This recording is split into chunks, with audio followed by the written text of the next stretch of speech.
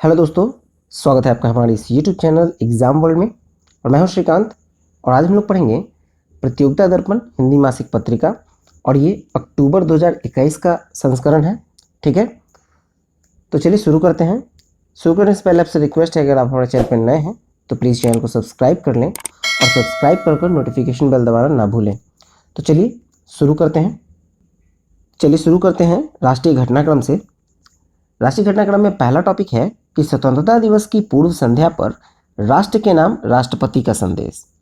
तो देखिए, ये 14 अगस्त 2021 को जब हम लोग 75वें स्वतंत्रता दिवस की पूर्व संध्या पर राष्ट्र के नाम राष्ट्रपति रामनाथ कोविंद ने संदेश क्या कहा।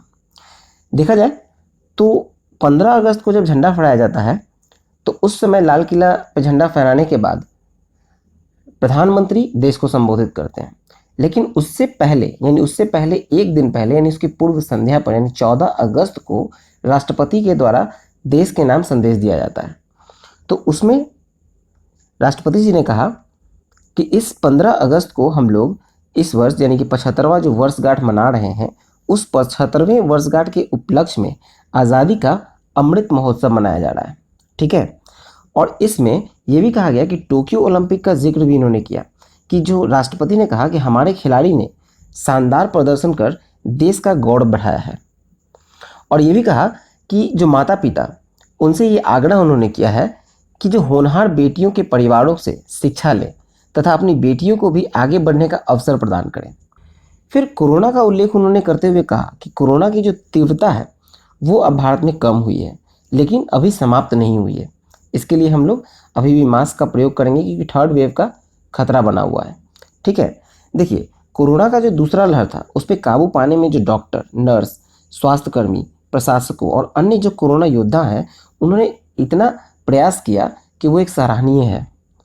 और कोविड से जो प्रभावित कुछ उद्योग हो गए, उसको प्रोत्साहन देने के लिए सरकार ने हाल में 6.28 लाख करोड़ का प्रोत्साहन पैकेज की घोषणा की है।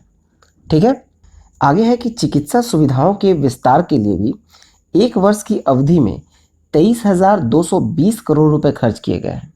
ठीक है, और ये एक तरह से कहा जाए तो ये विशेष रूप से संतोषजनक राष्ट्रपति ने इसको बताया है कि एक वर्ष की अवधि में चिकित्सा सुविधाओं में 23,220 करोड़ रुपए खर्च किए गए हैं। ठीक है, फिर है कि सरकार ने ज़रूरत को समझते हुए पिछले वर्ष की तरह इस वर्ष भी मई जून में करीब 80 करोड़ लोगों को अनाज उपलब्ध कराया है, और यह सहायता जो है वो दीपावली तक के लिए बढ़ा दी गई है।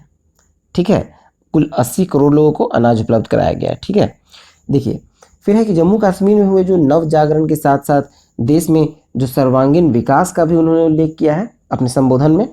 और जलवायु परिवर्तन में कहा कि समुद्र का जो जल स्तर है वो बढ़ रहा है, ग्लेशियर पिघल रहा है, पृथ्वी का तापमान धीरे धीरे वृद्धि हो रही है। इस प्रकार जलवायु परिवर्तन समस्या जो है हमारे जीवन को प्रभावित कर रही है, लेकिन जो पेरिस जलवायु समझौता हुआ था उसका पालन हमने किया है, और जलवायु की रक्षा के लिए तय की गई जो प्रतिबद्धता थी उससे अधिक ही योगदान भारत कर रहा है।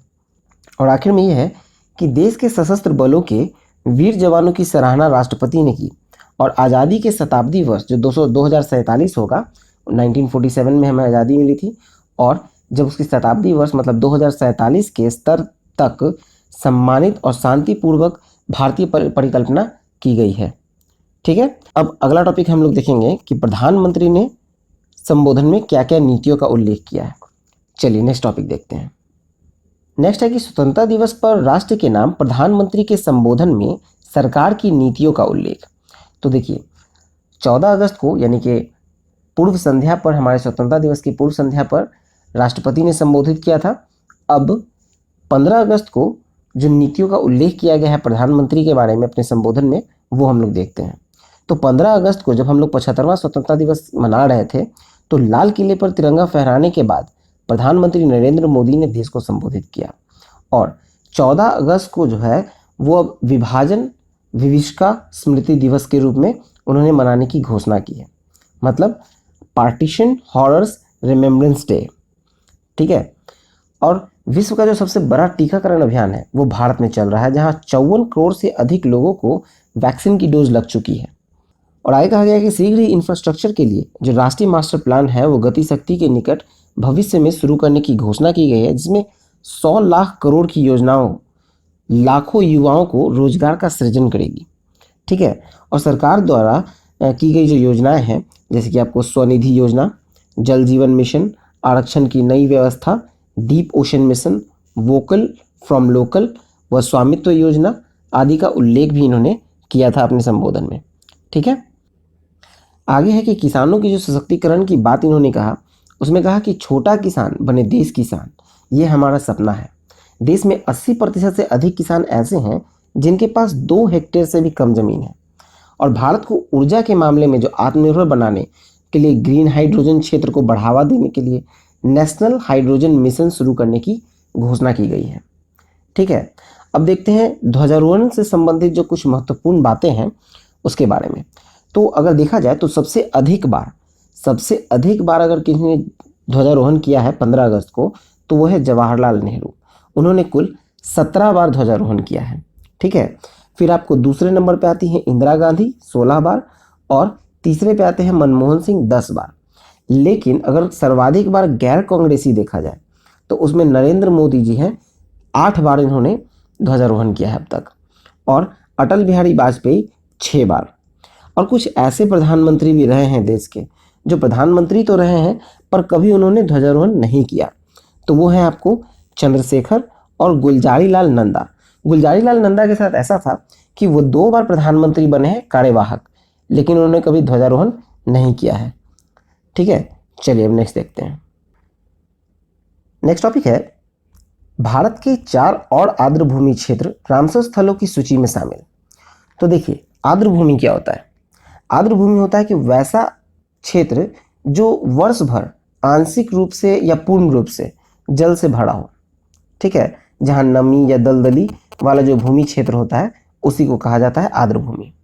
अब देखा जाए रामसर स्थल के बारे में, तो देखिए रामसर स्थल जो है वो पृथ्वी का ऐसा आर्द्रभूमि क्षेत्र है जो जैव विविधता के लिए बहुत महत्वपूर्ण है, जिसको यूनेस्को की रामसर संधि के तहत रामसर स्थल के रूप में अधिसूचित किया गया है। ठीक है, ताकि उनको संरक्षण किया जा सके। अब देखा जाए रामसर संधि जो हुआ था वो एक्चुअली हुआ था 2 फरवरी 1971 को हुआ था, और इसको लागू किया गया था 1975 में। ठीक है। और रामसर नाम कैसे दिया गया, तो ये ईरान के कैस्पियन सागर के तट पर स्थित एक रामसर शहर है और वहीं पे संधि संपन्न हुआ था। ठीक है। अब देखते हैं भारत के वो 4 आर्द्रभूमि क्षेत्र जो रामसर स्थल में शामिल हुए हैं, तो वो है गुजरात के 2 हैं और हरियाणा के 2 हैं। गुजरात के जो 2 हैं उसमें है एक थोल झील और दूसरा है वाधवाना। फिर हरियाणा के 2 जो हैं वो है सुल्तानपुर राष्ट्रीय उद्यान और विंडवासा वन्यजीव अभयारण्य, मतलब विंडवासा वाइल्ड लाइफ सेंचुरी, ये हरियाणा के हैं।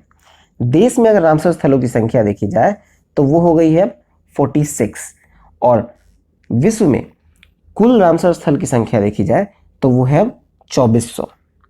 ठीक है। चलिए अब नेक्स्ट टॉपिक देखते हैं। नेक्स्ट है AK-103 राइफलें खरीदने के लिए रूस के साथ भारत का सौदा। इसको हम लोग AK-103 भी कह सकते हैं। ठीक है।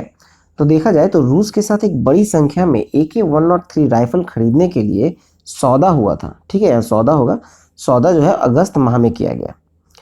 इस सौदे का जो रक्षा मंत्रालय में कोई आधिकारिक विज्ञप्ति अभी तक जारी नहीं की गई है। रक्षा मंत्रालय के सूत्रों के हवाले से ये मीडिया रिपोर्ट बताया गया है कि सौदा जो है वो कैपिटल बजट से नहीं बल्कि सरकार द्वारा रक्षा बजट में शामिल है, और ये इमरजेंसी फंड से किया गया है। फिर आपको ये जो AK-103 राइफल हैं वो सेना के इंसास, मतलब Indian small arms system INSAS राइफलों का स्थान लेंगी। देखिए इंसास का जो इस्तेमाल है, इंडियन स्मॉल आर्म सिस्टम, उसका इस्तेमाल अभी भारत में 1996 से ही किया जा रहा है। ठीक है, ये उसका स्थान लेगी। चलिए अब नेक्स्ट टॉपिक देखते हैं। नेक्स्ट टॉपिक है GSLV F10 के जरिए पृथ्वी अवलोकन उपग्रह EOS-03 प्रक्षेपण विफल। तो देखिए ये 12 अगस्त 2021 को इसरो का प्रयास स्वदेश निर्मित अत्याधुनिक पृथ्वी अवलोकन उपग्रह, जिसको कहते हैं अर्थ ऑब्जर्वेशन सैटेलाइट यानी EOS, इसका जो 03 वर्जन है उसको पृथ्वी की भूस्थितिक कक्षा में, मतलब जियो स्टेशनरी ऑर्बिट में स्थापित करने का प्रयास जो है वो असफल रहा। अब GSLV F10 के जरिए जो EOS-03 है उसको भू सामरिक स्थानांतरण कक्ष मतलब जियो सिंक्रोनस ट्रांसफर ऑर्बिट, GTO जिसको कहते हैं, उसमें स्थापित करना था। पहला 2 चरण तो सफल रहा, लेकिन जो तीसरा चरण में जब क्रायोजेनिक अपर स्टेज का जो तकनीकी खराबी आ गई उसमें, उस वजह से वो विफल हो गया। और इसमें देखा जाए तो ये उपग्रह जो था वो आपको मौसम संबंधी गतिविधि पर निगरानी करने के लिए था, और इसका जो कार्यकाल होता वो 10 वर्ष के लिए था, लगभग 10 वर्ष के लिए। ठीक है, चलिए अब नेक्स्ट देखें। नेक्स्ट है फिटनेस टेस्ट पर खड़े न उतरने वाले मोटर वाहनों का पंजीकरण निरस्त होगा और नई स्क्रैप नीति की घोषणा हुई है। तो देखिए, अगर याद हो तो बजट में वित्त मंत्री श्रीमती निर्मला सीतारमण ने इसका जिक्र किया था, और बाद में सड़क परिवहन मंत्री जो नितिन गडकरी जी हैं, उन्होंने इसके संबंध में एक योजना जो है वो लोकसभा में 18 मार्च 2021 को लाए थे। ठीक है, और प्रधानमंत्री नरेंद्र मोदी जी ने 13 अगस्त 2021 को गुजरात के गांधीनगर में निवेशकों के एक सम्मेलन में वीडियो कॉन्फ्रेंस के जरिए इस नीति के तहत जो सरकारी वाणिज्यिक वाहन है उसके बारे में नई नीति लाई थी।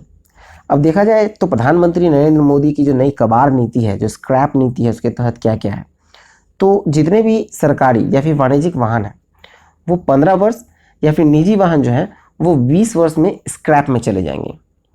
और निर्धारित समय के पश्चात जो मोटर वाहनों का जो ऑटोमेटेड फिटनेस सेंटर्स ले जाना होगा, और फिटनेस टेस्ट फेल हो गया तो उसका पंजीकरण समाप्त कर दिया जाएगा।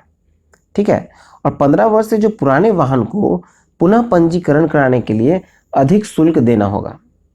ठीक है, अगर आप जो पुराना वाहन है फिट होगा लेकिन 15 वर्ष से पुराना हो गया होगा, तो अगर उसको फिर से री रजिस्ट्रेशन जब कराया जाएगा तो उसमें शुल्क अधिक लगेगा।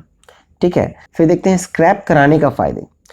तो जब आप स्क्रैप पे उसको भेज दीजिएगा तो आपको एक प्रमाण पत्र दिया जाएगा वाहन के मालिक को, और नए वाहन खरीदने पर उस प्रमाण पत्र के द्वारा आपको 5% तक का छूट उस ऑटो कंपनी के द्वारा दिया जाएगा, और नए वाहन के लिए पंजीकरण शुल्क भी नहीं लगेगा।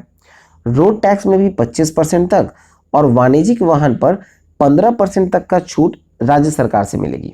ठीक है, फिर अगर देखा जाए विंटेज कारों को, तो स्क्रैप नीति से बाहर रखते हुए इनके संबंध में अलग से नीति लाई जाएगी। ठीक है, नई स्क्रैप पॉलिसी को लॉन्च करते हुए प्रधानमंत्री ने इसे कचरे से कंचन यानी वेस्ट टू वेल्थ अभियान कहा है।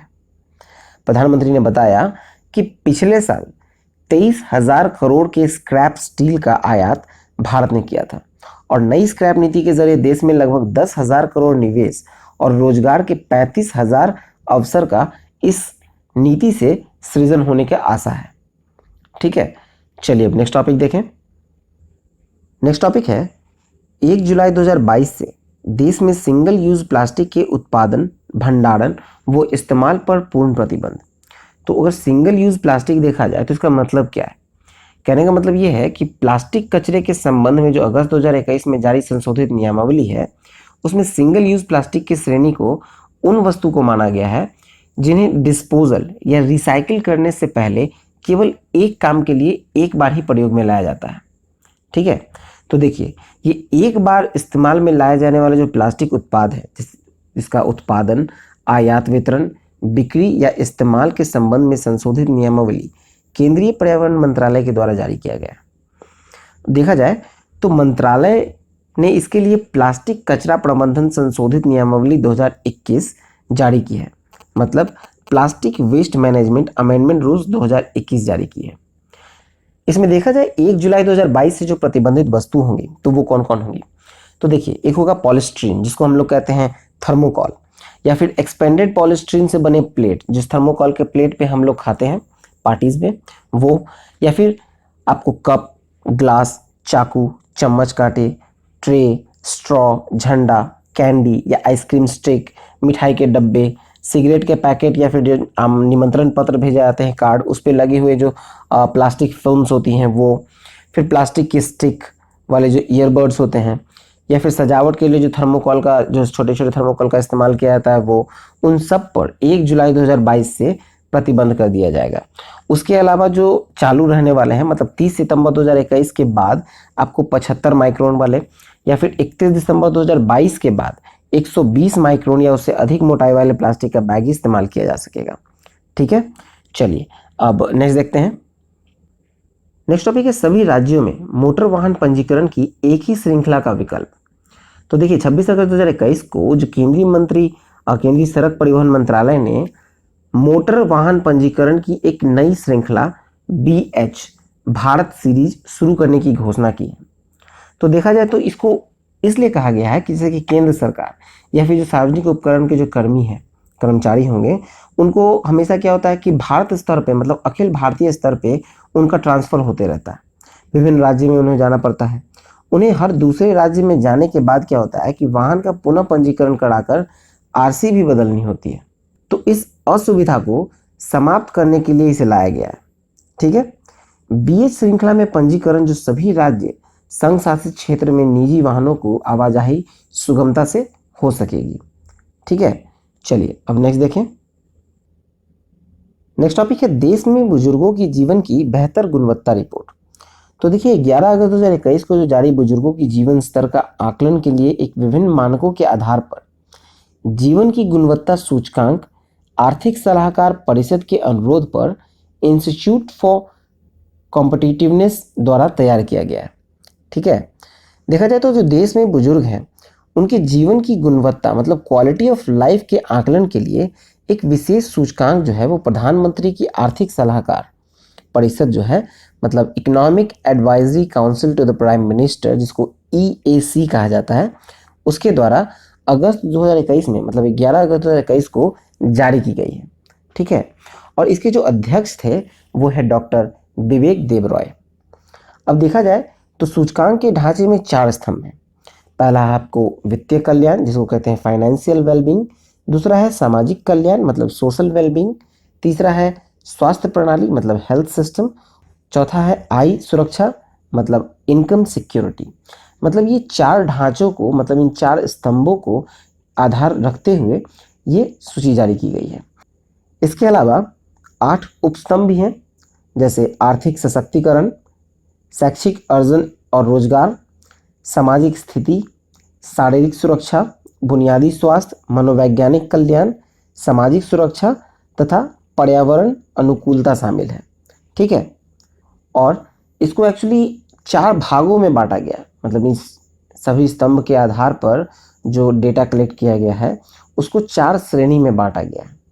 बुजुर्ग आबादी वाले राज्य मतलब एज स्टेट, इसमें आपको जनसंख्या जहां 50 लाख से अधिक बुजुर्गों की है, जिस राज्य में जनसंख्या 50 लाख से अधिक बुजुर्गों की है उसको बुजुर्ग आबादी वाले राज्य में रखा गया। फिर आपको अपेक्षाकृत बुजुर्ग आबादी वाले राज्य देखा जाए मतलब रिलेटिवली एज स्टेट्स, तो इसमें आपको बुजुर्गों की संख्या 50 लाख से कम रखी गई है। फिर नेक्स्ट है आपको पूर्वोत्तर के राज्य और चौथा है केंद्र शासित प्रदेश। ये 4 श्रेणी में बांटा गया है।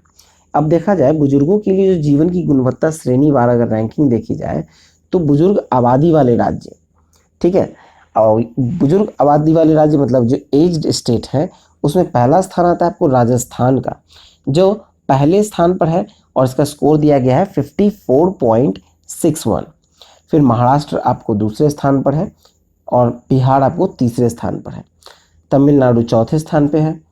और उसी तरह से अगर देखा जाए अपेक्षाकृत बुजुर्ग आबादी वाले राज्य जहां पर 50 लाख से कम आबादी है बुजुर्गों की, तो वो आपको हिमाचल प्रदेश है पहले स्थान पर जिसका स्कोर है 61.04। फिर उत्तराखंड है आपको दूसरे स्थान पर, हरियाणा तीसरे स्थान पर, उड़ीसा चौथे स्थान पर और झारखंड 5वें स्थान पर। ये आपको अपेक्षाकृत बुजुर्ग आबादी वाले राज्य हैं मतलब जहां जनसंख्या बुजुर्गों की 50 लाख से कम है। चलिए मेनली ये 2 कैटेगरी था। फिर आपको पूर्वोत्तर राज्य तो वही है और केंद्र शासित प्रदेश तो वही है। तो पूर्वोत्तर के क्षेत्र अगर देखा जाए तो इसमें आपको पहले स्थान पर है आपको मिजोरम, पहले स्थान पर है। फिर दूसरा है मेघालय, तीसरे स्थान पर है मणिपुर, चौथे पे असम, 5वें पे सिक्किम, छठे पे नागालैंड और 7वें पे त्रिपुरा और 8वें पे अरुणाचल प्रदेश। इन 8 राज्यों को दिया गया है पूर्वोत्तर क्षेत्र के राज्य, मतलब जहां आपको प्रथम स्थान पे है 59.79 स्कोर के साथ मिजोरम, मतलब वहां पर सबसे अधिक बुजुर्ग रहते हैं। और फिर आपको केंद्र शासित प्रदेश देखा जाए तो केंद्र शासित प्रदेश में आपको चंडीगढ़ को पहले स्थान पर रखा गया है जिसका स्कोर है 63.78। और दूसरे स्थान पर है आपको दादर नागर हवेली, तीसरे स्थान पर है अंडमान निकोबार द्वीप, चौथे पे दिल्ली, पाँचवें पे लक्षद्वीप, छठे पे दमन और दीव, और सातवें पे पुदुचेरी, और आठवें पे जम्मू कश्मीर। ये केंद्र शासित प्रदेशों की सूची है। ठीक है, चलिए अब नेक्स्ट देखते हैं। अब मूव करते हैं हम लोग अंतर्राष्ट्रीय घटनाक्रम की ओर, जिसमें पहला टॉपिक है कि अमेरिका और सहयोगी देशों की सेनाओं की अफगानिस्तान से वापसी के पश्चात सत्ता अब तालिबान के हाथ में। तो देखा जाए तो 30 अगस्त 2021 को रात्रि 12 बजे अमेरिका की आखिरी दस्ता और नाटो देश के जो सेनाएं हैं वो अफगानिस्तान की धरती छोड़ चुकी थी। वो 20 वर्ष तक वहां रहे थे। ठीक है, एक्चुअली हुआ यूं कि अमेरिकी सेना को 31 अगस्त 2021 तक अफगानिस्तान को पूरी तरह से छोड़ना था, लेकिन समय सीमा के एक दिन पहले मतलब 30 अगस्त की रात्रि 12 बजे अमेरिका का जो आखिरी दस्ता था वो काबुल हवाई अड्डे से रवाना हो गया। ठीक है, अब देखा जाए तो तालिबान जो है वो 15 अगस्त 2021 को जब काबुल में राष्ट्रपति भवन पर नियंत्रण किया तो बिना संघर्ष के ही कर लिया, और काबुल में घुसने के साथ ही अफगानिस्तान की सेना ने समर्पण कर दिया, जिसके बाद राष्ट्रपति अशरफ गनी जो है वो त्यागपत्र देकर अपने कुछ सहयोगियों के साथ देश छोड़कर चले गए। ठीक है, और माना जा रहा है मीडिया रिपोर्ट के अनुसार कि वो अभी यूएई में मतलब संयुक्त अरब अमीरात में अशरफ गनी ने शरण ली हुई है। ठीक है, इसमें आगे देखा जाए, इसमें आगे है कि 1996 से लेकर 2001 के दौरान अफगानिस्तान में सत्ता जो था वो तालिबान का था, और इस बार फिर से मतलब अगस्त 2021 में तालिबान ने फिर से अफगानिस्तान पर अपना कब्जा कर लिया है। फिर अगर देखा जाए तो जब तालिबान ने वहाँ कब्जा कर लिया उसके बाद अमेरिका, फ्रांस, जर्मनी, न्यूजीलैंड और भारत सहित अन्य देश जो हैं वो काबुल में जो स्थित उनका दूतावास था वो फिलहाल उन्होंने बंद कर दिया, और अपने अपने राजनयिकों के साथ वहाँ रह रहे कुछ नागरिकों को भी विशेष विमान के द्वारा वापस लाया गया उन्हें। ठीक है, भारत ने भी एक ऑपरेशन चलाया अपने राजनयिकों को वहाँ से निकालने के लिए। देवी शक्ति नाम का जो ऑपरेशन था उसके तहत एयर इंडिया और वायुसेना के विशेष विमान के द्वारा राजनयिक के अतिरिक्त वहाँ रह रहे नागरिकों को और कुछ अन्य अफगानियों को भी वहाँ से निकाला गया है। ठीक है, और मीडिया रिपोर्ट के अनुसार अगर देखा जाए तो अमेरिका सेना जो है वो वहाँ पर 73 एयरक्राफ्ट जो है हामिद करजई इंटरनेशनल एयरपोर्ट पर छोड़े हैं, और लगभग 70 mine resistant ambush protection wheel जो है वो भी एयरपोर्ट पर छोड़े हैं। लेकिन उनका कहना ये है कि उन्हें डिसेबल कर दिया गया है, मतलब जिससे वो किसी लायक नहीं रहे हैं। ठीक है, चलिए अब नेक्स्ट टॉपिक देखते हैं। भारत अफगानिस्तान संबंधों की नई दिशा पर प्रश्न चिन्ह। तो देखा जाए तो अफगानिस्तान से जो भारतीय नागरिकों को और दूतावास में जो तैनात सारा वाणिज्यिक स्टाफ है उसको भारत लाया गया ऑपरेशन देवी शक्ति के तहत। ठीक है, यहाँ देवी शक्ति होगा। ठीक है, देवी शक्ति के तहत जो है वो भारत लाया गया। और इसमें आगे है कि 31 मई को कतर में भारत की पहली औपचारिक बातचीत हुई थी। भारत के राजदूत जो थे दीपक मित्तल, उन्होंने वरिष्ठ तालिबानी नेता शेर मोहम्मद अब्बास स्टेनेकज़ई के साथ बातचीत हुई थी, जिसमें कहा था कि अफगानिस्तान की नई सरकार जो है वो भारत से अच्छे कारोबारी रिश्ते रखने चाहती है।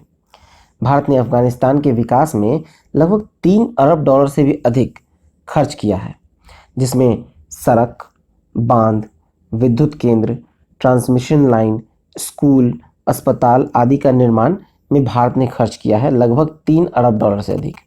ठीक है, अब देखा जाए तो दोनों देशों की जो आपसी संबंध है उसमें निम्नलिखित पहल महत्वपूर्ण है। ठीक है, क्या क्या भारत ने वहाँ बनाया है उस सब के बारे में जिक्र है कि भारत जो है भारत अफगानिस्तान सामरिक भागीदारी समझौता हुआ था 2011 में, और अफगानिस्तान ने आधिकारिक संरचना में पुनर्निर्माण, शिक्षा संस्थानों की स्थापना, व्यापार आदि के विकास के लिए जो सामरिक भागीदारी समझौता पर हस्ताक्षर किया था 2011 में, उसमें अफगानिस्तान का जो सालाना द्विपक्षीय व्यापार है वो 1 अरब डॉलर हो गया है इन सब कारणों से। ठीक है, आगे देखिए, आगे है इसमें आपको सलमा बांध, जो कि अफगान भारत में मैत्री बांध से चर्चित अफगानिस्तान में हेरांत प्रांत में है, और ये 42 मेगावाट क्षमता का निर्माण भारत द्वारा 2016 में पूरा कराया गया था। ठीक है, फिर आपको दूसरा है संसद भवन का निर्माण। तो 9 करोड़ की लागत से संसद भवन का निर्माण काबुल में किया गया था, भारत की मदद से इसे बनाया गया था, और 2015 में इसका उद्घाटन जो है प्रधानमंत्री नरेंद्र मोदी ने किया था, अफगानिस्तान के संसद भवन का निर्माण। फिर नेक्स्ट आपको स्टोर पैलेस का नवीकरण। तो काबुल में स्थित एक ऐतिहासिक स्टोर पैलेस है जिसका नवीकरण भारत के सहयोग से किया गया। फिर आपको जरांग डेलाराम राजमार्ग, तो अफगानिस्तान ईरान सीमा के निकट जरांग से डेलाराम को जोड़ने के लिए 218 किलोमीटर का राजमार्ग का निर्माण जो है वो भारत सीमा सड़क संगठन यानी BRO, बॉर्डर रोड ऑर्गेनाइजेशन ने इसका किया था। ठीक है, 15 करोड़ डॉलर की लागत से इसका निर्माण किया था। ठीक है, फिर आपको विद्युत क्षेत्र में सहायता, तो इसमें है कि अफगानिस्तान में जो विद्युत एवं संचार क्षेत्र के विकास हेतु बघलान प्रांत की राजधानी जो पुल्ले खुमड़ी है उसमें एक 220 केवी DC मतलब डायरेक्ट करंट का जो ट्रांसमिशन लाइन का स्थापना जो है वो भारत के द्वारा किया गया था। ठीक है, फिर आपको इसमें देखा जाए परिवहन, तो 400 बसें और 200 मिनी बस, 105 यूटिलिटी व्हीकल, 285 सैन्य गाड़ियाँ, 10 एम्बुलेंस, ये सब जो है अफगानिस्तान को भारत ने उपहार में दिया था। ठीक है, फिर नेक्स्ट है आपको इसमें स्वास्थ्य। तो स्वास्थ्य में देखा जाए तो काबुल में Indira Gandhi institute for child health की स्थापना जो है वो भारत के सहयोग से की गई थी। ठीक है, चलिए अब नेक्स्ट टॉपिक देखें। नेक्स्ट टॉपिक है कि आसियान के क्षेत्रीय फोरम की बैठक में भारत की भागीदारी। तो देखिए 6 अगस्त 2021 को 28वीं जो दक्षिण पूर्व एशियाई एशियन देशों की संगठन है आसियान, उसका क्षेत्रीय फोरम बैठक हुई, ब्रुनेई की अध्यक्षता में हुई थी वर्चुअल तरीके से। अब देखा जाए तो भारत की जो प्रतिनिधिमंडल का नेतृत्व किया था वो विदेश राज्य मंत्री हैं राजकुमार सज्जन सिंह, उन्होंने किया था। फिर भारत के मुद्दे रखे गए कि समुद्री नियमों पर संयुक्त राष्ट्र कन्वेंशन तथा साइबर सुरक्षा आदि। ठीक है, इसमें 2 महत्वपूर्ण प्रस्ताव था, एक था युवा शांति एवं सुरक्षा प्रणयन और दूसरा था साइबर अपराधों पर अंकुश, इस बैठक में पारित किए गए हैं। ठीक है, चलिए अब नेक्स्ट टॉपिक देखें। नेक्स्ट टॉपिक है जलवायु परिवर्तन के संबंध में IPCC की ताज़ा रिपोर्ट में भावी खतरों की चेतावनी। IPCC हो गया आपको inter governmental panel on climate change. ठीक है, तो देखिए अगस्त 2021 में जो IPCC की रिपोर्ट में अनेक परिवर्तन जैसे कि समुद्र के जल स्तर में वृद्धि हो रही, फिर जलवायु प्रणाली के प्रत्येक क्षेत्र में, फिर पर्यावरण में परिवर्तन आदि के खतरों को जो है विश्व के सामने रखा गया। ठीक है, इसमें देखा जाए तो औद्योगिक काल के पहले के समय में लगभग पूरा तापमान वृद्धि जो है कार्बन डाइऑक्साइड और मीथेन जैसी है वो गर्मी सोखने वाली गैसों का उत्सर्जन से हुआ था, और मनुष्य द्वारा कोयला, तेल, लकड़ी, प्राकृतिक गैस जैसे जीवाश्म ईंधन को जलाया जाना इसका मुख्य कारण बना है। ठीक है, तापमान में वृद्धि के लिए इंसान की गतिविधि को मुख्य जिम्मेदार बताते हुए कहा गया है कि 2000 वर्ष के तापमान में इतना नहीं बढ़ा जितना कि 50 वर्ष में बढ़ा है, जिसमें आपको 2019 में जो है CO2 यानी कार्बन डाइऑक्साइड सर्वाधिक रहा है। ठीक है, केवल 2019 में।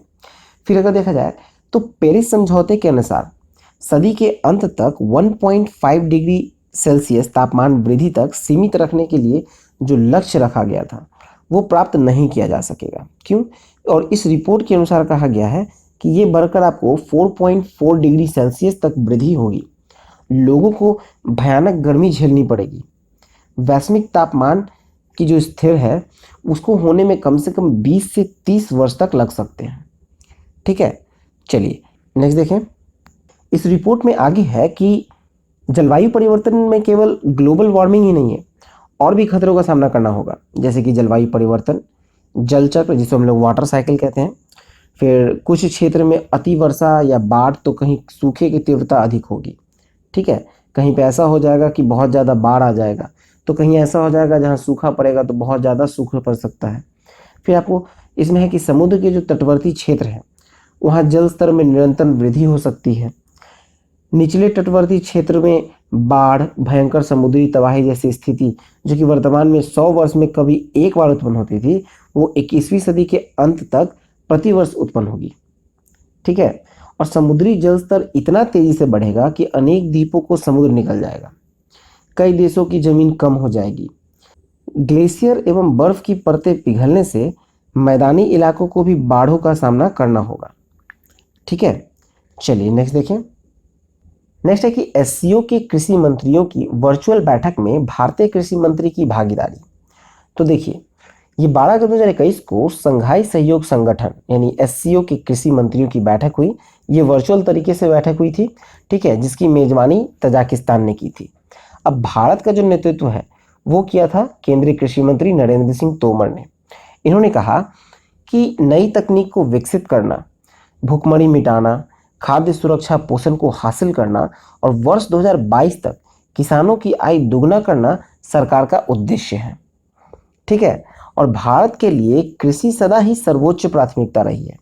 कोविड-19 महामारी के खाद्य सुरक्षा और आपूर्ति श्रृंखलाओं पर प्रभाव को देखते हुए अधिक ध्यान इस क्षेत्र पर दिया गया है, ठीक है। चलिए आगे देखें। नेक्स्ट है कि वीडियो कॉन्फ्रेंसिंग के जरिए इब्सा के पर्यटन मंत्रियों की बैठक। तो देखा जाए तो 12 अगस्त 2021 को 3 देश का समूह है इब्सा बोले तो इंडिया, ब्राजील और साउथ अफ्रीका, इनके पर्यटन मंत्रियों की बैठक हुई थी। ये वीडियो कॉन्फ्रेंसिंग के जरिए हुई थी, वर्चुअल तरीके से हुई थी, ठीक है। और इस भारत के पर्यटन मंत्री जो है जी किशन रेड्डी, उन्होंने बताया कि टीके की 50 करोड़ से ज़्यादा खुराक दी जा चुकी थी, जिससे टीकाकरण की दृष्टि से भारत विश्व का दूसरा सबसे बड़ा देश बन गया है, ठीक है। और पर्यटन क्षेत्र में स्थित जो तेज सुधार के लिए सहयोग एवं प्रोत्साहन आधारित संयुक्त घोषणा पत्र की बैठक भी इसमें स्वीकार की गई है, ठीक है। चलिए नेक्स्ट देखें। नेक्स्ट टॉपिक है मुहियुद्दीन यासीन के त्यागपत्र के पश्चात इस्माइल साबरी याकूब मलेशिया के नए प्रधानमंत्री। तो देखिए 21 अगस्त 2021 को मलेशिया के उप प्रधानमंत्री जो थे इस्माइल साबरी याकूब, वो मलेशिया के नए प्रधानमंत्री बन गए, ठीक है। और मुहियुद्दीन यासीन का कार्यकाल चला था कुल 17 माह, ठीक है। 17 माह के बाद उन्हें इस्तीफा देना पड़ गया।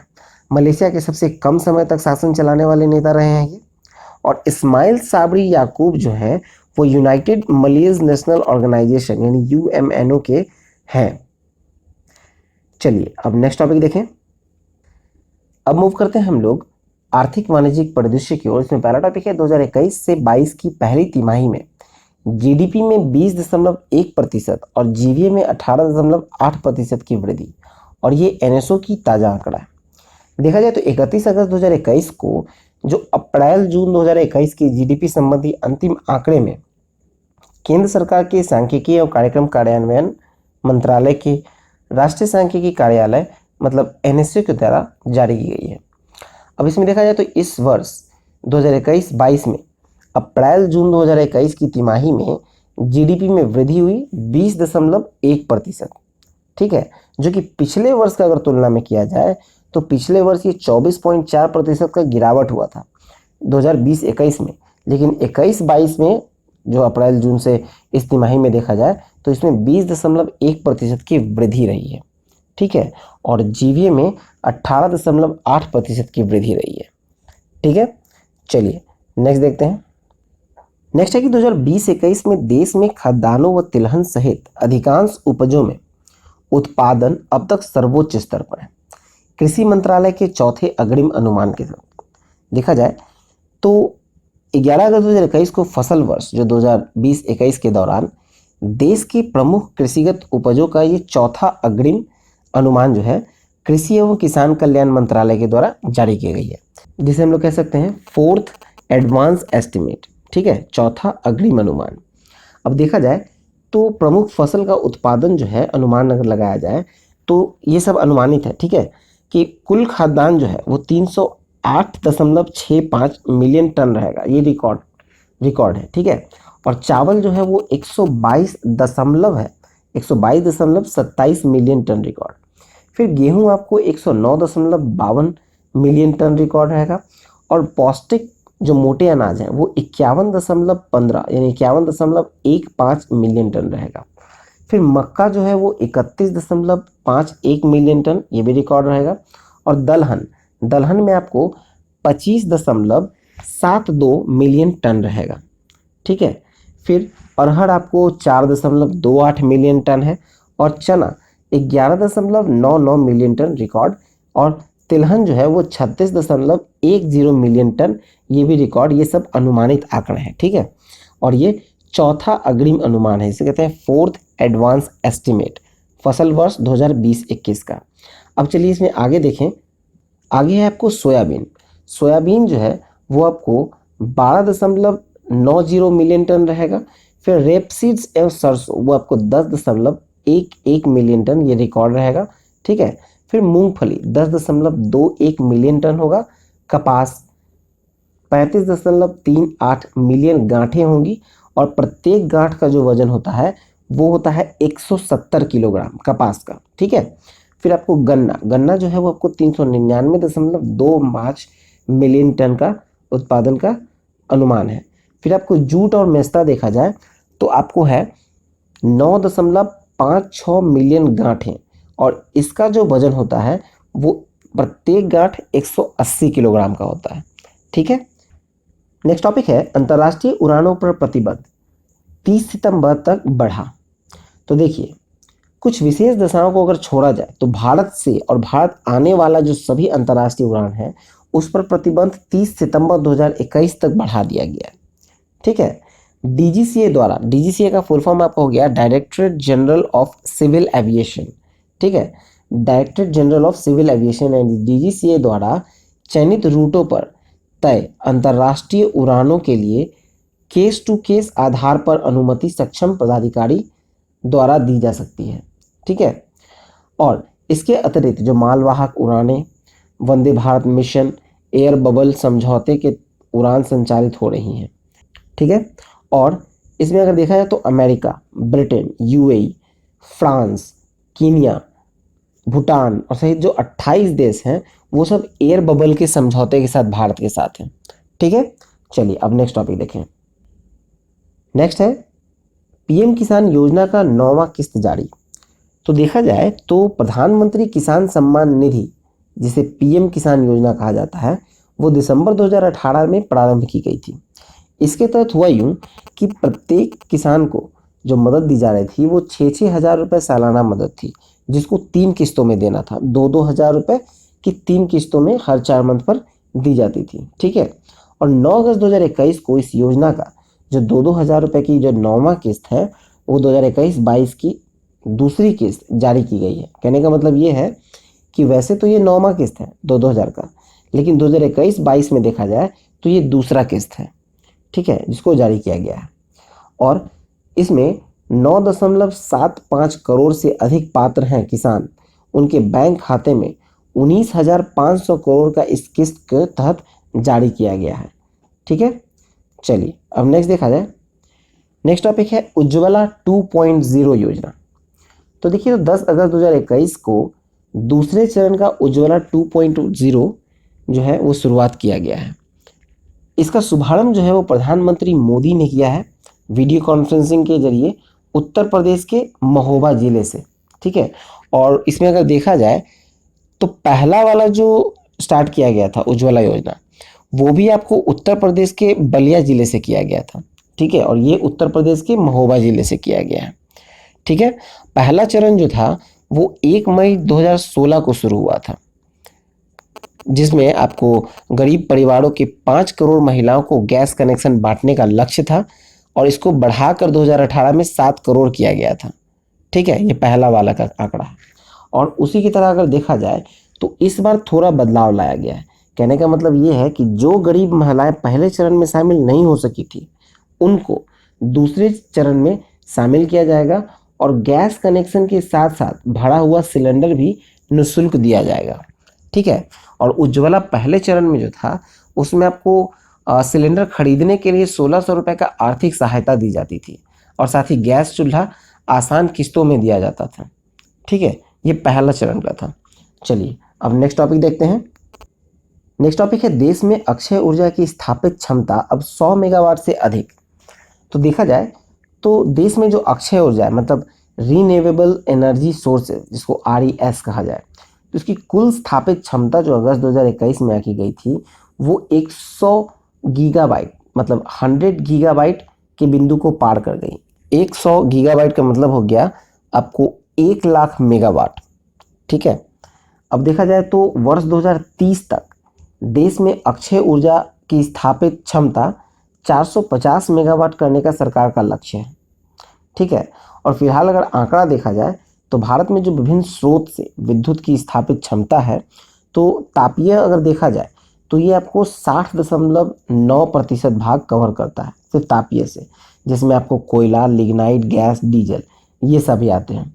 फिर आपको हाइड्रो देखा जाए, मतलब जो बड़ी परियोजना जो हाइड्रो से अगर देखा जाए तो ये नाभिकीय और अक्षय ये दो क्षेत्र हो गए।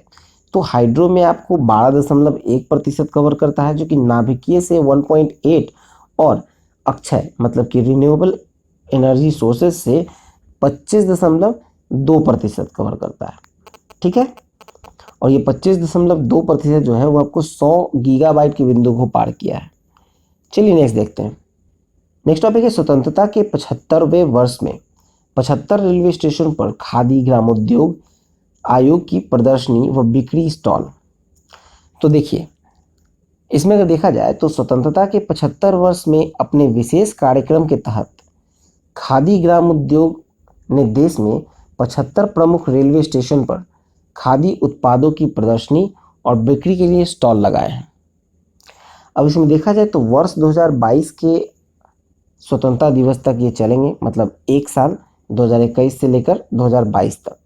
और आज़ादी का अमृत महोत्सव के तहत होगा यूँ कि इसमें खादी एवं ग्रामोद्योग आयोग के द्वारा ये पहल शुरू किया गया है, और इसमें उन स्टॉल पर खादी और ग्रामीण उद्योग के उत्पाद होंगे, जैसे कि आपको कपड़ा, खादी प्रसाधन, खाद्य पदार्थ, शहद व मिट्टी के पात्र आदि इसमें बिक्री के लिए उपलब्ध होंगे। ठीक है। और इसको अगर देखा जाए तो आपको दिल्ली, CST, मुंबई, अहमदाबाद, सूरत, नागपुर, जयपुर, आगरा, पटना, भोपाल, लखनऊ और कुछ अन्य जो प्रमुख रेलवे स्टेशन हैं उनको इसमें शामिल किया गया है। ठीक है। चलिए नेक्स्ट टॉपिक देखें। अब मूव करते हैं हम लोग नियुक्तियां मतलब अपॉइंटमेंट्स की ओर। पहला है कि राष्ट्रीय महिला आयोग यानी NCW के अध्यक्ष पद पर 3 वर्ष के लिए पुनः नियुक्त हुई हैं। तो ये हुई हैं रेखा शर्मा। राष्ट्रीय महिला आयोग के अध्यक्ष पर 3 वर्ष के लिए पुनः नियुक्त हुई हैं रेखा शर्मा। फिर आपको है केंद्रीय गृह सचिव के वर्तमान कार्यकाल में 1 साल का विस्तार किया गया है। और केंद्रीय गृह सचिव कौन है अभी? अजय कुमार भल्ला। ठीक है।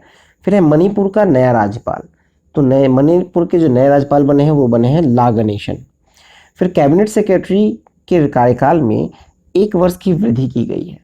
तो ये राजीव गाबा हैं, जो 2 वर्ष के कार्यकाल जो है अगस्त 2021 तक था, और उसमें 1 वर्ष की वृद्धि कर दी गई है। ठीक है। फिर नेक्स्ट आपको गोदरेज इंडस्ट्रीज लिमिटेड के नए चेयरमैन, तो ये बने हैं नादिर गोदरेज। ठीक है। फिर अगला है इंडियन बैंक के नए प्रबंधक निदेशक, तो ये बने हैं शांतिलाल जैन। चलिए आगे देखें। आगे देखा जाए तो जर्मनी में भारत के नए राजदूत, तो ये बने हैं हरीश पर्वतानेनी। ठीक है। फिर आपको मलेशिया में भारत के नए राजदूत, तो ये बने हैं बी नागभूषण रेड्डी। फिर सीमा सुरक्षा बल के महानिदेशक यानी BSF के जो महानिदेशक बने हैं वो बने हैं पंकज कुमार सिंह। फिर है आपको भारत तिब्बत सीमा पुलिस ITBP के नए महानिदेशक हैं संजय अरोड़ा। फिर आपको राज्यसभा के नए महासचिव कौन नियुक्त हुए हैं? तो ये देश दीपक वर्मा के स्थान पे है राज्यसभा के नए महासचिव, वो है डॉक्टर PPK रामचरियलू। फिर आपको राष्ट्रीय औषधि मूल्य निर्धारण प्राधिकरण के नए अध्यक्ष, तो ये हैं कमलेश कुमार पंत। फिर आपको केंद्रीय प्रत्यक्ष बोर्ड यानी CBDT के नए चेयरमैन, तो CBDT के नए चेयरमैन बने हैं JB मोहापात्रा। चलिए नेक्स्ट देखें। नेक्स्ट है सर्वोच्च न्यायालय में 9 नए न्यायाधीशों की नियुक्ति की गई है। तो 31 अगस्त 2021 को मुख्य न्यायाधीश न्यायमूर्ति NV रमन ने सभी को गोपनीयता की शपथ दिलाई है। ठीक है। सर्वोच्च न्यायालय के 9 न्यायाधीश हैं, उनको गोपनीयता की शपथ दिलाई गई है। अब सर्वोच्च न्यायालय में न्यायाधीशों की जो कुल संख्या होगी वो हो गई है 33, और अभी भी एक पद जो है वो रिक्त है। ठीक है। और ये पहला अवसर है जब एक साथ 3 महिला न्यायाधीशों की नियुक्ति की गई है सर्वोच्च न्यायालय में। ठीक है। और ये न्यायाधीश के रूप में अगर देखा जाए तो 3 महिलाओं की नियुक्ति की गई है पहली बार, और अभी वर्तमान में कुल 4 महिलाएं हैं सर्वोच्च न्यायालय में न्यायाधीश के रूप में। ठीक है। और उन 9 का नाम देखा जाए तो वो है आपको पहले न्यायमूर्ति हेमा कोहली, दूसरे हैं न्यायमूर्ति एएस ओका, फिर तीसरे हैं न्यायमूर्ति विक्रमनाथ, चौथे हैं न्यायमूर्ति जेके माहेश्वरी, फिर पांचवें हैं न्यायमूर्ति रवि कुमार, छठे हैं न्यायमूर्ति बीवी नागरत्न, फिर है सातवां आपको न्यायमूर्ति एम सुंदरेश, फिर आठवां है न्यायमूर्ति बेला एम त्रिवेदी, और आखिरी जो नौवें चुने गए हैं वो है न्यायमूर्ति पीएस नरसिम्हा। ठीक है, चलिए नेक्स्ट टॉपिक देखें। अब मूव करते हैं हम लोग पुरस्कार सम्मान में। पहला है प्रधानमंत्री के श्रम पुरस्कार 2018। तो देखिए कि 12/2021 को श्रम एवं रोजगार मंत्रालय के द्वारा प्रधानमंत्री के श्रम पुरस्कार की घोषणा की गई है, और इसमें जो कुल चुने गए विजेता हैं वो है 69, जिसमें आपको 49 कामगार निजी क्षेत्र के हैं और 20 कामगार सार्वजनिक क्षेत्र के हैं, हो गए 69। अब देखा जाए तो पुरस्कार की जो कुल संख्या है वो 33 ही है, लेकिन कुछ पुरस्कार जो है संयुक्त रूप से दिए जा रहे हैं, तो कुछ कामगार को एक दल के रूप में देने की वजह से कुल 69 कामगार हो गए हैं। ठीक है, ये पुरस्कार को 4 श्रेणी में दिया जाता है। एक है सर्वोच्च श्रम रत्न पुरस्कार, जो इस बार किसी को भी नहीं दिया गया है। नेक्स्ट है आपको श्रम भूषण पुरस्कार, जिसकी पुरस्कार राशि है 1-1 लाख, और ये 4 लोगों को दी जाती है। ठीक है, 4 लोगों को दी जाती है, लेकिन इस बार ये 10 विभिन्न कामगारों को दिए गए हैं। ठीक है, फिर नेक्स्ट है श्रमवीर या श्रम वीरांगना, जिसकी पुरस्कार राशि है 60,000, और इन पुरस्कारों की संख्या है 12, और यह पुरस्कार सार्वजनिक व निजी क्षेत्र के 21 विभिन्न कामगारों को दिए गए हैं। फिर आपको है श्रमश्री या श्रम देवी, इसकी पुरस्कार राशि है 40,000 और इन पुरस्कार की संख्या है 17, और यह पुरस्कार 7 महिला कारीगरों के साथ 38 विभिन्न कामगारों को भी दी गई है। ठीक है, चलिए नेक्स्ट देखें। नेक्स्ट है आपको अशोक चक्र, कीर्ति चक्र और शौर्य चक्र 2021। तो ये जो पुरस्कार हैं ये शांति काल में वीरता के लिए दिए जाते हैं। ठीक है, तो अशोक चक्र जो कि शांति काल में वीरता का सर्वोच्च पुरस्कार है, वो दिया गया है जम्मू कश्मीर पुलिस के एएसआई बाबूराम को, मरणोपरांत दिया गया है। ठीक है, फिर दूसरा है कीर्ति चक्र, जो कि शांति काल में वीरता का दूसरा सर्वोच्च पुरस्कार है। ये दिया गया है जम्मू कश्मीर के पुलिस कांस्टेबल अल्ताफ हुसैन भट्ट को, मरणोपरांत। फिर आपको तीसरा जो शौर्य चक्र है, शांति काल का वीरता का तीसरा सर्वोच्च पुरस्कार है, वो आपको 15 वीरों को दी गई है। ठीक है, जिसमें आपको थल सेना के 6 अधिकारी हैं और सिपाही हैं, फिर वायुसेना के 2 अधिकारी, 1 नौसैनिक अधिकारी, 3 सीआरपीएफ के कर्मी, 1 जम्मू कश्मीर पुलिस के संबद्ध विशेष अधिकारी और 2 उड़ीसा पुलिस के कमांडो हैं, जिनमें से 4 लोगों को मरणोपरांत दिया गया है। ठीक है, इन 15 वीरों में 4 को मरणोपरांत दिया गया है। चलिए नेक्स्ट देखें। नेक्स्ट टॉपिक है मैग्सेसे पुरस्कार 2021। तो देखा जाए तो 31 अगस्त 2021 को रेमन मैग्सेसे पुरस्कार प्रदान करने की घोषणा की गई है, जिसमें 5 लोगों को दिया गया है। ठीक है, पहला है आपको डॉक्टर फिरदौस कादरी, जो कि बांग्लादेश के टीकाकरण वैज्ञानिक हैं, फिरदौस कादरी। फिर दूसरा है आपको मोहम्मद अमजद साकिब, ये पाकिस्तान के माइक्रो फाइनेंस विशेषज्ञ हैं। फिर तीसरा है आपको रॉबर्टो बैलेनो, तो रॉबर्टो बैलोन जो है, रॉबर्टो बैलोन को दिया गया है, फिलीपींस के हैं, ये मत्स्य और सामुदायिक पर्यावरणविद हैं। ठीक है, फिर आपको चौथा है स्टीवन मुंशी। स्टीवन मुंशी जो है वो अमेरिका की मानवीय कार्यों और शरणार्थी सहायता क्षेत्र में काम करने वाले हैं। फिर आपको पांचवा है पत्रकारिता के क्षेत्र में अग्रणी इंडोनेशियाई वॉचडॉग, इस और ये सभी वितरण जो है आपको 28 नवंबर 2021 को मनीला में किया जाएगा। ठीक है, 31 अगस्त को अनाउंसमेंट हुआ है और 28 नवंबर को मनीला में इसका वितरण किया जाएगा। चलिए अब नेक्स्ट देखें। नेक्स्ट है कि महाराष्ट्र सरकार के द्वारा पूर्व प्रधानमंत्री राजीव गांधी के नाम पर पुरस्कार प्रारंभ करने की घोषणा की गई है। ठीक है, एक तरफ राजीव गांधी खेल रत्न पुरस्कार है, उसका नाम बदल दिया गया है और किया गया है उसको ध्यानचंद खेल रत्न पुरस्कार, और उसी तरफ एक सप्ताह बाद ही महाराष्ट्र सरकार ने प्रधानमंत्री राजीव गांधी के नाम पर पुरस्कार प्रारंभ करने की घोषणा की है, जो कि 10 अगस्त को महाराष्ट्र सरकार के द्वारा इसकी घोषणा की गई है। ठीक है, और ये पुरस्कार जो है वो सूचना प्रौद्योगिकी क्षेत्र में विशिष्ट उपलब्धियों के लिए कंपनियों अथवा संस्थानों को प्रतिवर्ष 20 अगस्त को राजीव गांधी के जन्म दिवस पर ये दिया जाएगा। ठीक है, चलिए आगे देखिए नेक्स्ट। अब मूव करते हैं हम लोग अगला टॉपिक निधन की ओर, जिसमें पहला है कल्याण सिंह। कल्याण सिंह जो है वो वरिष्ठ भाजपा नेता और उत्तर प्रदेश के पूर्व मुख्यमंत्री थे, जो कि 89 वर्ष की आयु में उनका निधन हो गया। ठीक है, फिर नेक्स्ट है केपी गोपाल राव, जो कि 1971 के पाकिस्तान युद्ध के नायक और महावीर चक्र और विशिष्ट सेवा पदक प्राप्त करने वाले कोमोडोर का 95 वर्ष की आयु में निधन हो गया। ठीक है, फिर नेक्स्ट है गर्ड मुलर। गर्ड मुलर जो है वो पश्चिम जर्मनी के पूर्व वर्षों के दिग्गज फुटबॉलर का 75 वर्ष की आयु में निधन हो गया है।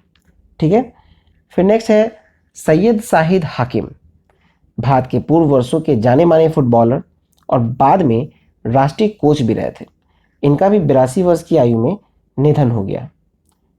चलिए नेक्स्ट देखें। नेक्स्ट है सिद्धार्थ शुक्ला, छोटे पर्दों के जाने माने अभिनेता जो बिग बॉस के 13वें संस्करण के विजेता भी रहे हैं। 40 वर्ष की आयु में हार्ट अटैक के कारण इनका निधन हो गया। ठीक है, बिग बॉस में विजेता रहे थे 13वें संस्करण में। नेक्स्ट है कि जैक्स रोगे।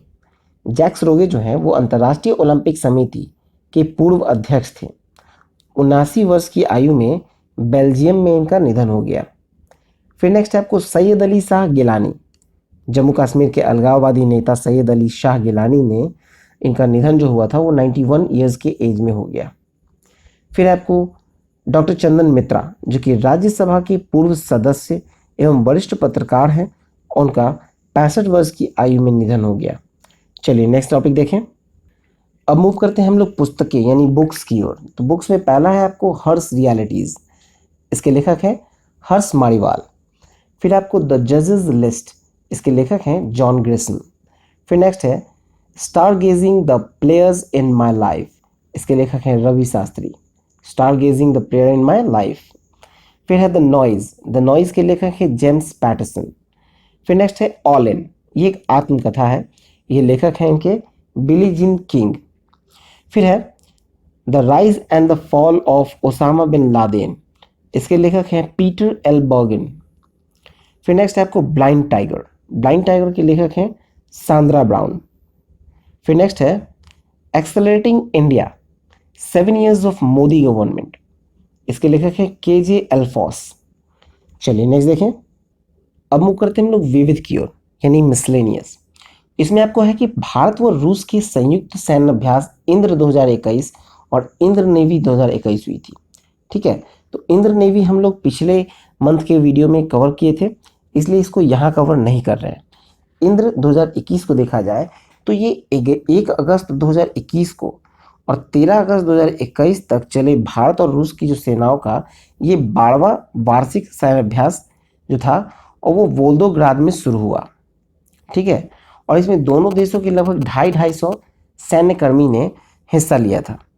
ठीक है, फिर अगला है भारत व कजाकिस्तान की सेनाओं का संयुक्त अभ्यास काजिंद 21। तो देखिए ये काजिंद 21 जो है वो भारत और कजाकिस्तान की सेनाओं के बीच हुआ है, संयुक्त अभ्यास हुआ है और ये 30 अगस्त से लेकर 11 सितंबर 2021 तक चला था कजाकिस्तान के आयसा बीबी स्थित प्रशिक्षण सेंटर पर, और ये इसका 5वां संस्करण था। ठीक है, चलिए अब नेक्स्ट देखते हैं। नेक्स्ट है ऑपरेशन देवी शक्ति। तो ऑपरेशन देवी शक्ति जो है वो अगस्त माह में अफगानिस्तान में फंसे भारतीयों और अफगानिस्तान सहयोगियों को वहां से निकालकर एयर इंडिया व वायुसेना के विमानों से सुरक्षित भारत लाया गया। इस मिशन को ऑपरेशन देवी शक्ति नाम दिया गया है। ठीक है, 24 अगस्त तक लगभग 600 लोगों को सुरक्षित निकाला गया है।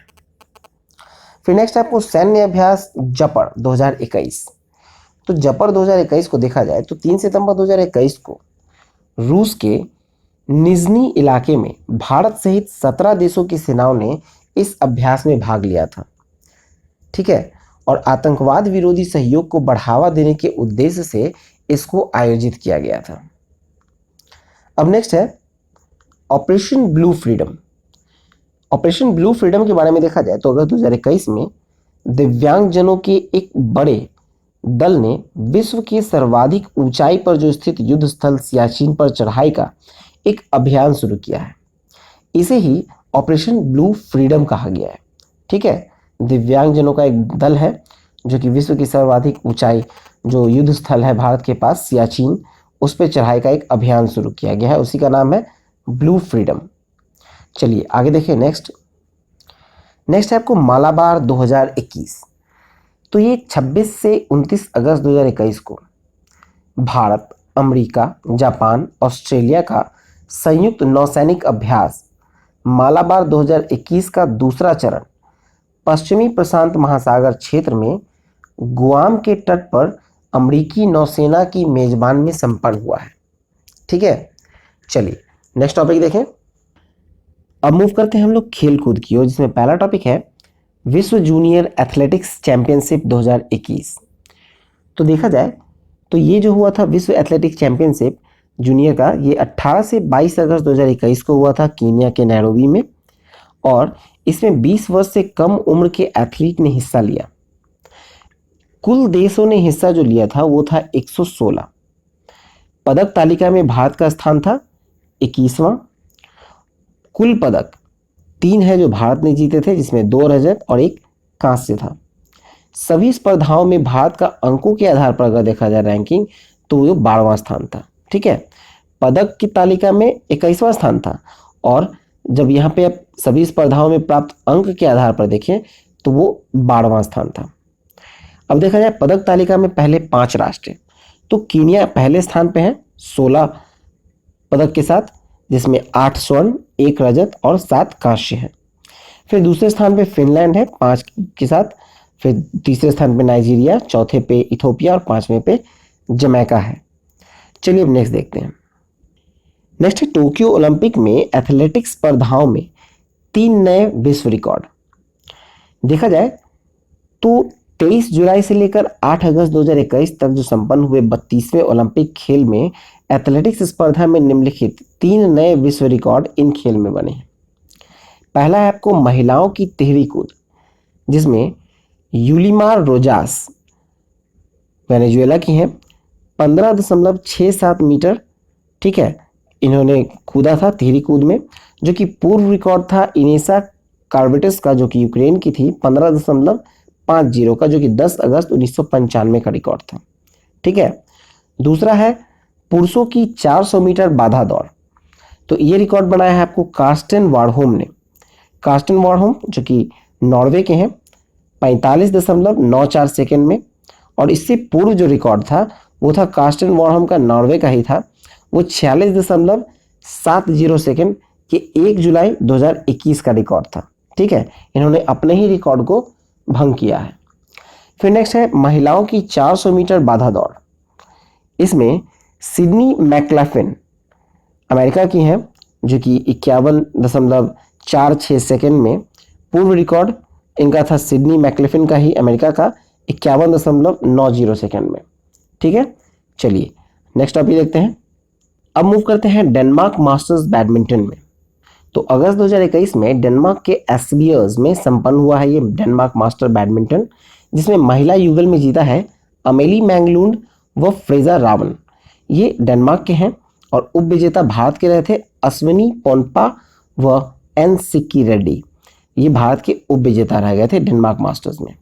फिर आपको महिला एकल में देखा जाए तो ये थे लाइन क्रिस्टोफरेंस, डेनमार्क के विजेता रहीं, और दूसरा है उप विजेता, वो है जूली जैकबसन, ये भी डेनमार्क की ही हैं।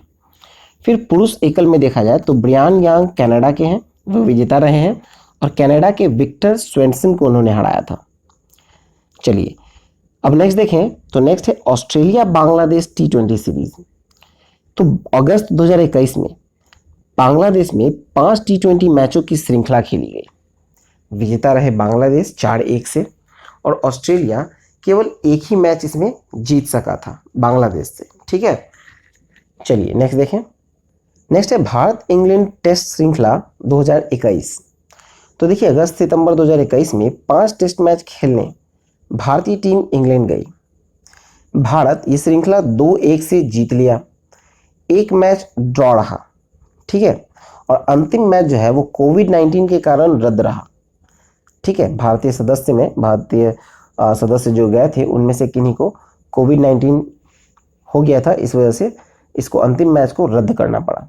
ठीक है, फिर भी इस 5 टेस्ट मैचों की सीरीज में भारत ने अपनी जीत दर्ज की है 2-1 से। केएल राहुल जो है वो लॉर्ड्स मैदान में शतक बनाने वाले एक 10वें भारतीय बने हैं। ठीक है, ये 10वें भारतीय हैं जिन्होंने केएल राहुल ने लॉर्ड्स के मैदान में शतक लगाया। फिर नेक्स्ट है आपको हंगेरियन ग्रैंड प्रिक्स व बेल्जियम ग्रैंड प्रिक्स। तो ये अगस्त 2021 में मोगियोरोड हंगरी व स्वाट स्टावलोट बेल्जियम में संपन्न हुआ था। टूर्नामेंट हुआ था हंगेरियन ग्रैंड प्रिक्स। ई ओकोन अल्पाइन टीम के विजेता रहे और उप विजेता रहे लुइस हैमिल्टन जो कि मर्सिडीज के हैं। और बेल्जियम ग्रैंड प्रिक्स में देखा जाए तो एम वर्स्टापन रेडबुल के जो विजेता रहे और जी रसेल वो विलियम्स टीम के हैं, वो उप विजेता रही। चलिए नेक्स्ट देखें। नेक्स्ट है लियोन मेसी। तो लियोन मेसी जो है वो पहले आपको बार्सिलोना एफसी में खेलते थे। 21 वर्षों तक उन्होंने बार्सिलोना एफसी की तरफ से खेला है, फुटबॉल क्लब है बार्सिलोना फुटबॉल क्लब। 21 वर्षों तक वहां खेले हैं, जिसमें उन्होंने 672 गोल किए हैं। अब बार्सिलोना एफसी को छोड़कर वो पेरिस सेंट जर्मन यानी पीएसजी में शामिल हो गए हैं।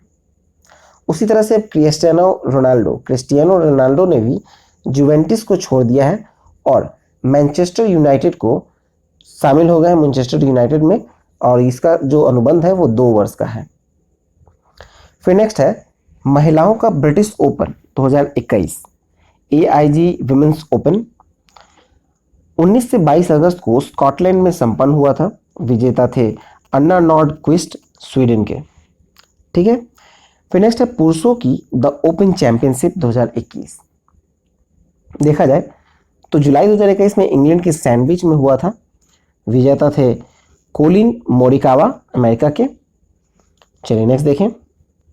नेक्स्ट है WTT कंटेंडर बुडापेस्ट 2021, मतलब world table tennis contender Budapest 2021। तो ये 15 से 20 अगस्त को बुडापेस्ट हंगरी में संपन्न हुआ था टेबल टेनिस का चैंपियनशिप, और इसमें पुरुष एकल में जीता है ट्रूल्स मोरेगार्ड जो कि स्वीडन के हैं।